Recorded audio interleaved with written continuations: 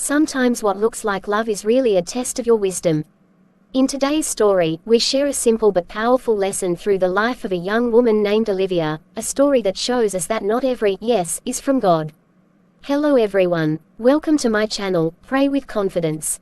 I'm excited that you guys always show up. God bless you. Olivia met a man who looked perfect, caring, serious, and ready for marriage. But as time went on, she started to notice the truth. What looked like love began to feel like pressure. His sweet words slowly turned into control and manipulation. What she thought was a blessing became a battle for her peace and purity. This story is not just about heartbreak, it's about healing, obedience, and learning to trust God when He says no. Because sometimes, when God removes someone from your life, it's not to hurt you but to protect you. Watch till the end and share your thoughts in the comments. Your words might help someone like Olivia. Don't forget to like, share, and subscribe for more inspiring stories. This is her story. My name is Olivia, and this is the story of my life. I was born in 1994, in the western part of Africa, into a Christian family that loved God deeply.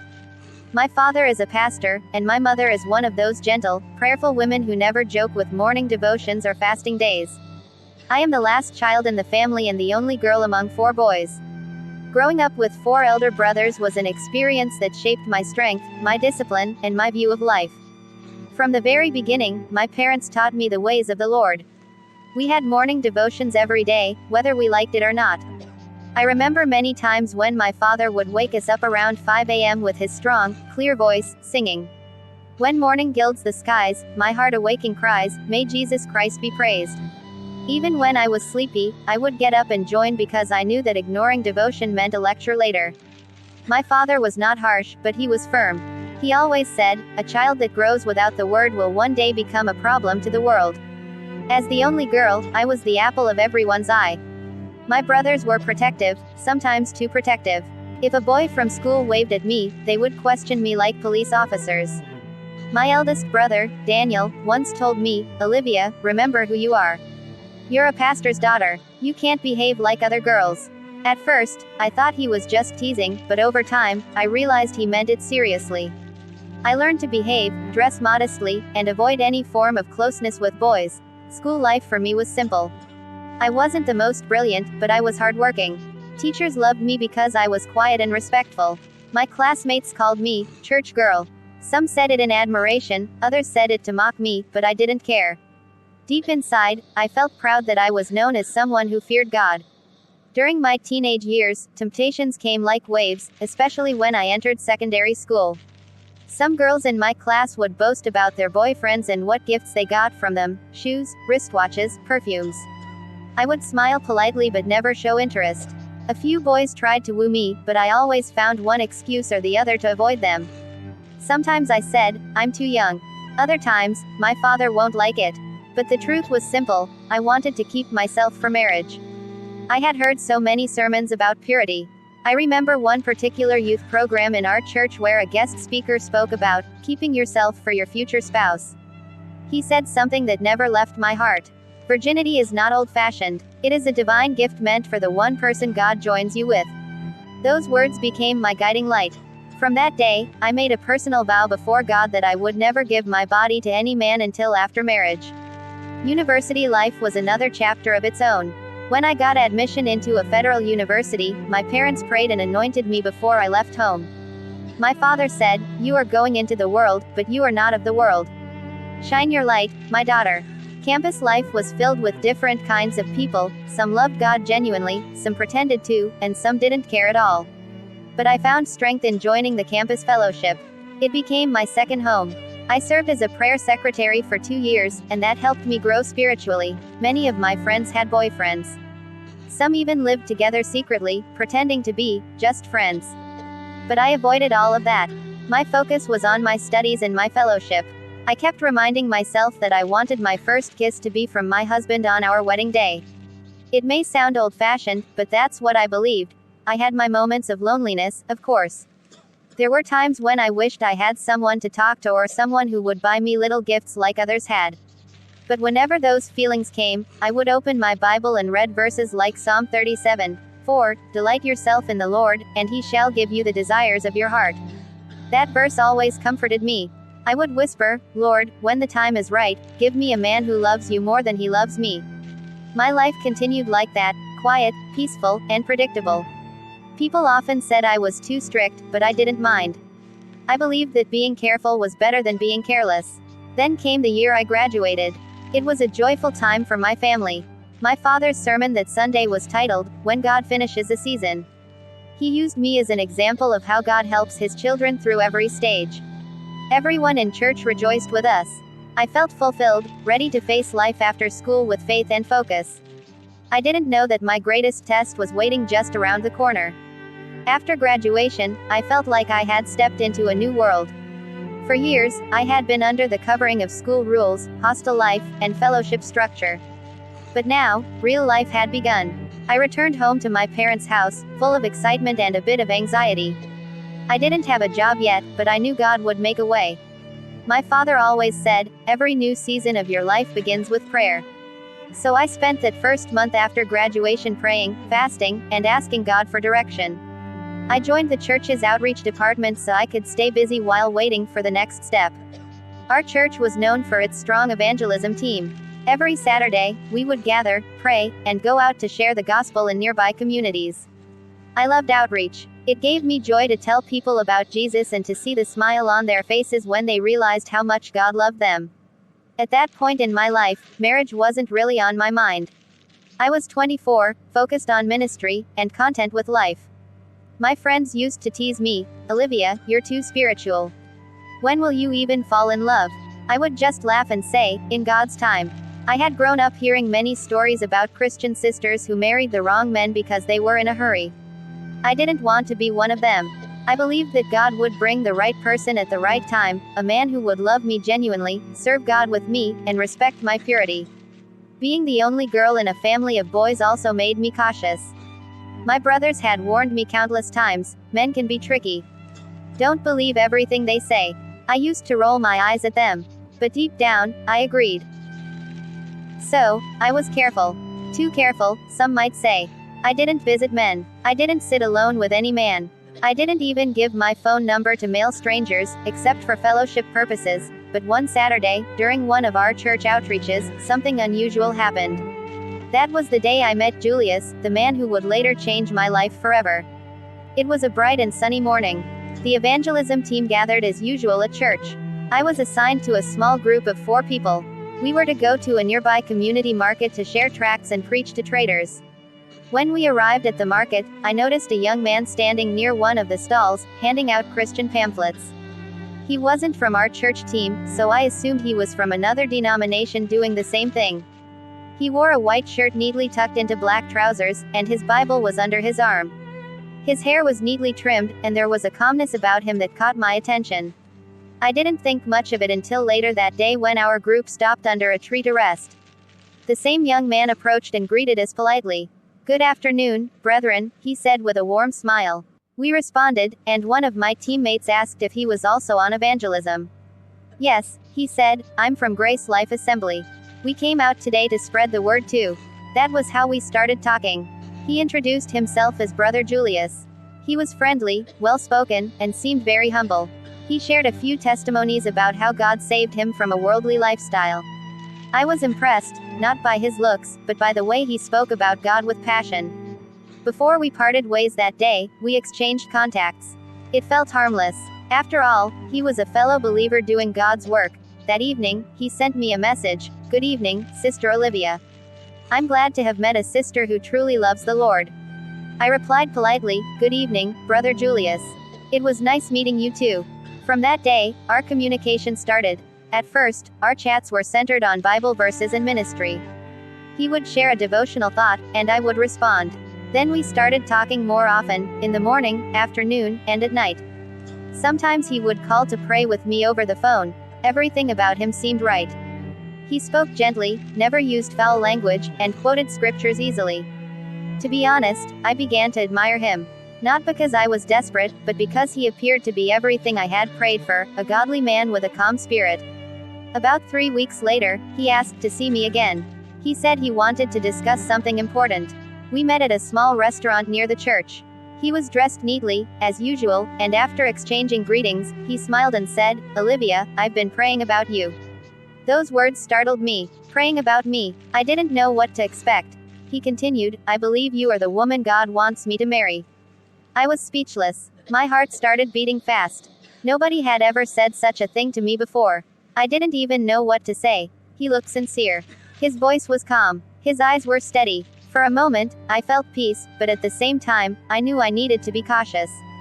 So I told him gently, "Brother Julius, marriage is a serious matter. I need to pray about it, and I think you should too." He smiled and said, "Of course. I agree completely. Let's both seek God's face."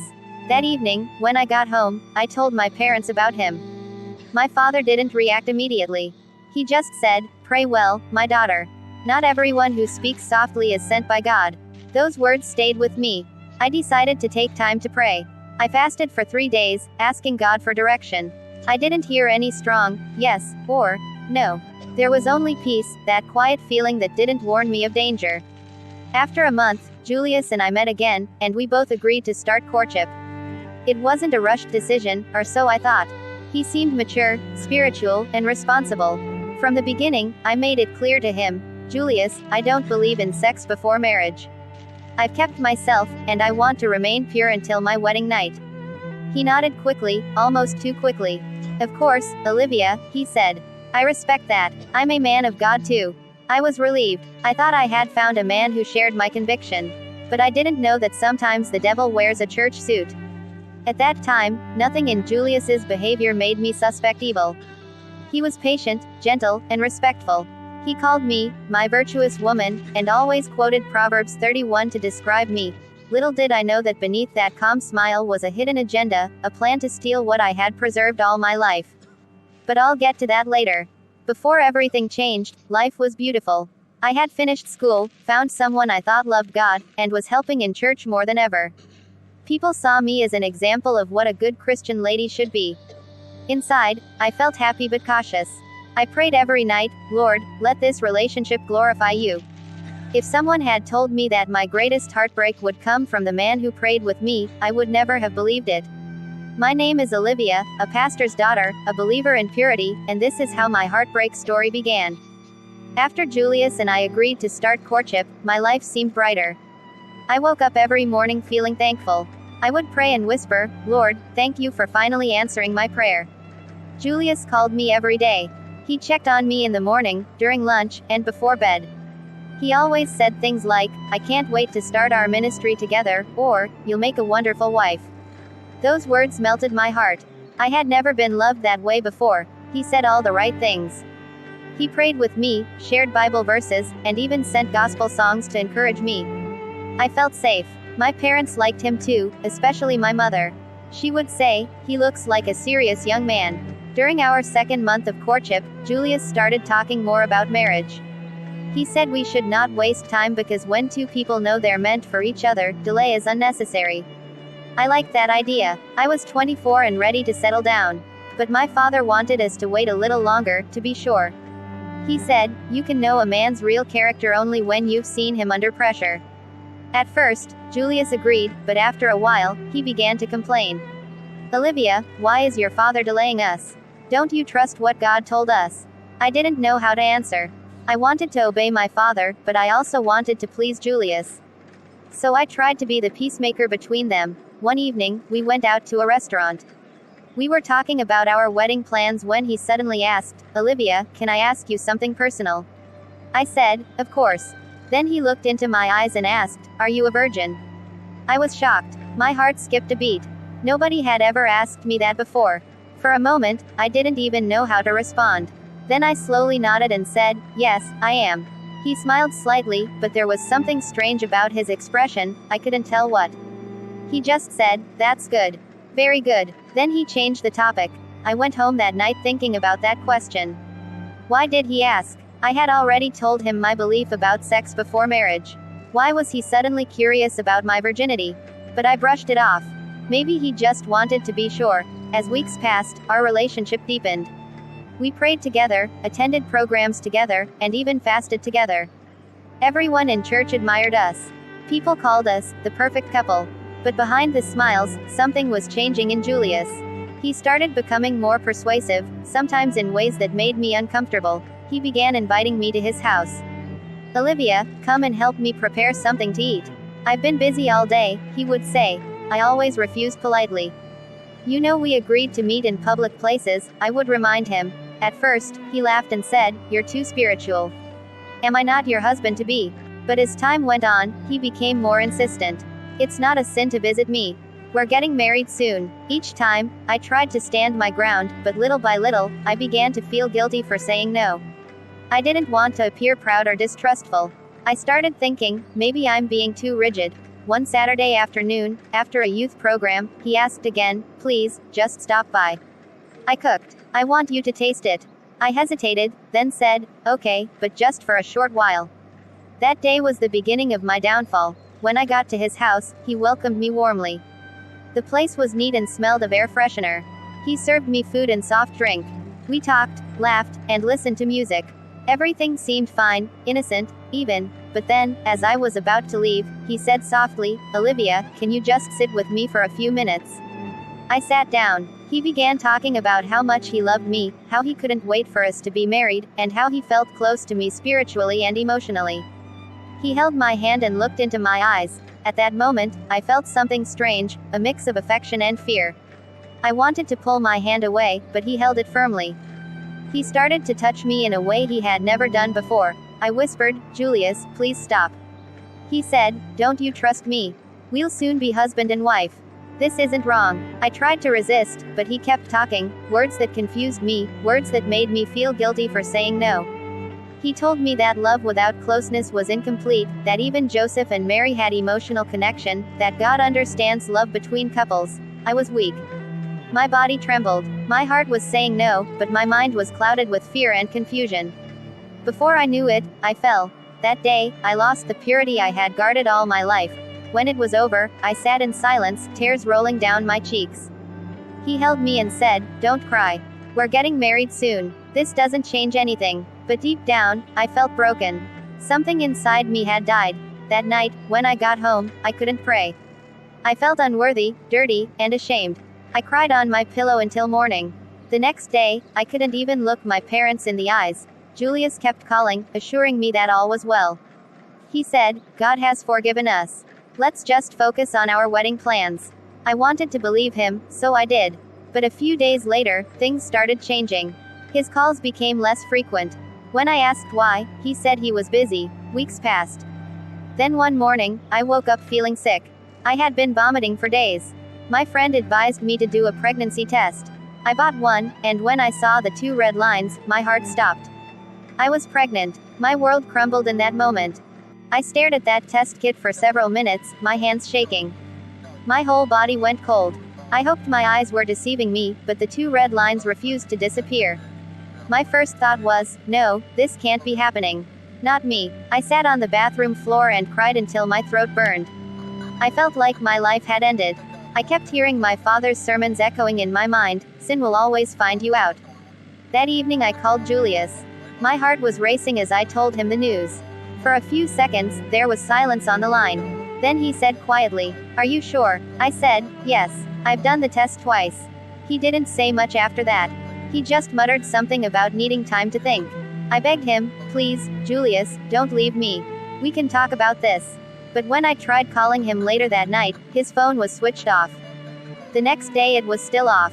I sent text messages, no reply. Days turned to weeks. I even went to the church where he claimed to worship, only to discover that nobody knew him well. One person said he used to attend, but hadn't been seen for weeks. That was when the truth hit me like a stone. He was gone. I was alone, pregnant, ashamed. For days I couldn't eat. I didn't go to church. I hid in my room pretending to be sick. My mother noticed something was wrong, but I kept saying, "It's malaria." Inside, I was dying. I hated myself. I wished I could turn back time. Each time I looked at the Bible on my table, guilt stabbed me. I would open to Psalm 51 and weep like David, whispering, "Have mercy on me, O God." After 2 months, my body began to change. I could no longer hide it. My mother noticed my stomach and confronted me one morning. "Olivia, what is going on?" she asked, her voice trembling. I broke down immediately. I knelt before her, crying uncontrollably.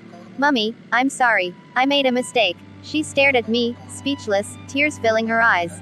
Then she whispered, "Oh God, not Olivia."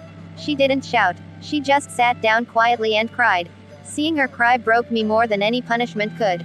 That evening she told my father. I will never forget the look on his face when he came into my room. His Bible was in his hand, and his eyes were heavy. He didn't speak for almost a minute. Then he said softly, "Is it true?" I nodded, crying harder. He sighed deeply and sat down. "Who is responsible?" "Julius," I whispered. "Where is he?" "He's gone. His number is not going through." My father closed his eyes and leaned back. For the first time in my life, I saw him cry. Silent tears rolled down his cheeks. He said nothing else that night. The next morning he called a family meeting. My brothers sat quietly, staring at me with disappointment. Daniel, my eldest brother, just shook his head and said, "Olivia, how could you?" I had no answer. All I could say was, "I'm sorry." My father later informed the church leadership. They suspended me from my ministry work. I expected them to throw me out completely, but instead they called me for counseling. My pastor told me gently, "You've fallen, but God's mercy is greater than your sin. What matters now is repentance." Still, I couldn't forgive myself. I couldn't stand the whispers in church, the way people looked at me when I entered. I began to sit at the back, hiding my face. Months passed. My belly grew. I had stopped hearing from Julius completely. I sometimes wondered if he had been a real believer at all. I later learned that he had deceived other sisters in other churches, promising them marriage and disappearing after sleeping with them. He was what my father called a devil's advocate in disguise. At 7 months pregnant, I fell into depression. I stopped attending services. I told God I didn't deserve to live. I remember one night when I cried till midnight and said, "Lord, please take me away. I'm ashamed to your name." But that night, as I lay on the bed, something happened. The baby kicked hard inside me, stronger than usual, and it felt as if God was saying, "I still have a plan."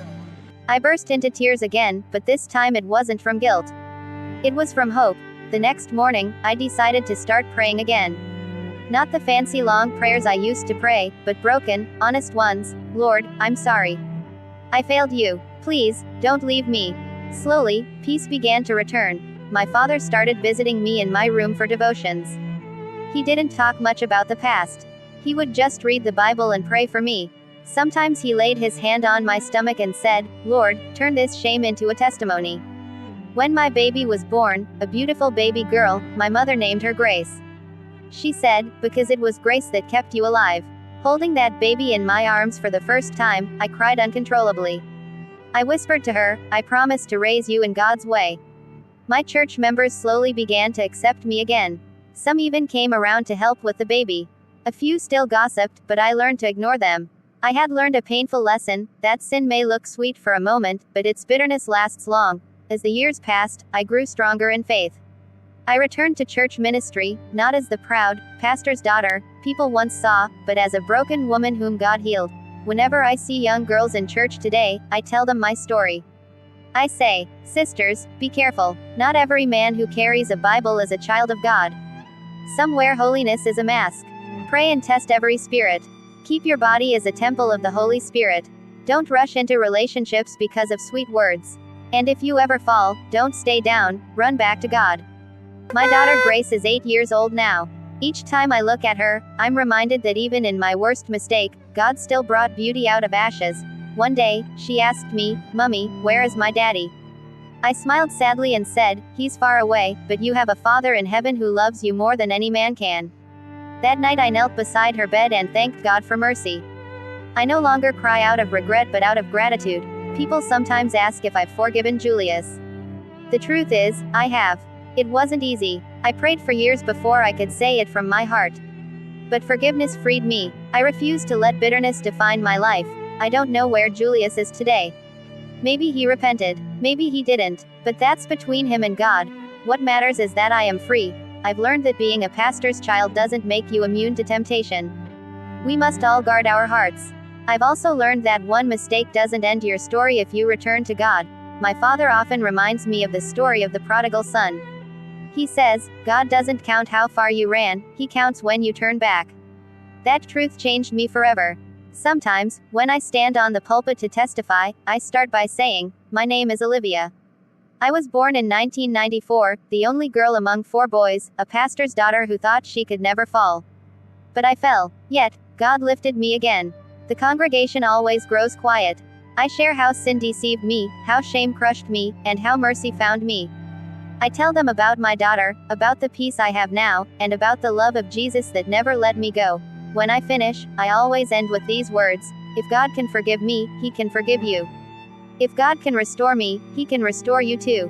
No matter what you've done, His mercy is bigger than your mistake. Each time I say that, I see tears in people's eyes, especially young women who thought purity was a joke or who have fallen and believe they're finished. I tell them, don't hide in guilt. Come to Jesus. He's waiting. And every time I hold grace close, I whisper a prayer. Lord, thank you for giving me another chance. Looking back, I can see how easily love can become a trap when it's not built on God's truth. I wanted love, but I ignored small warnings. I mistook charm for spirituality. I learned that the devil doesn't always come with horns, sometimes he comes with a calm voice, a Bible, and a fake smile. I also learned that purity is not just about avoiding sin, it's about depending on God daily for strength. If you're listening to my story today, I want you to remember this: wait on God. Don't rush. Don't compromise your faith for affection. God's plan is always better. And if you've made a mistake like me, please don't end your life in guilt. Jesus still loves you. He's not angry, He's waiting with open arms. My journey has been painful, but it led me closer to God than I've ever been. I, Olivia, once broken and ashamed, now stand forgiven, restored, and free. This is my story, not of disgrace, but of grace.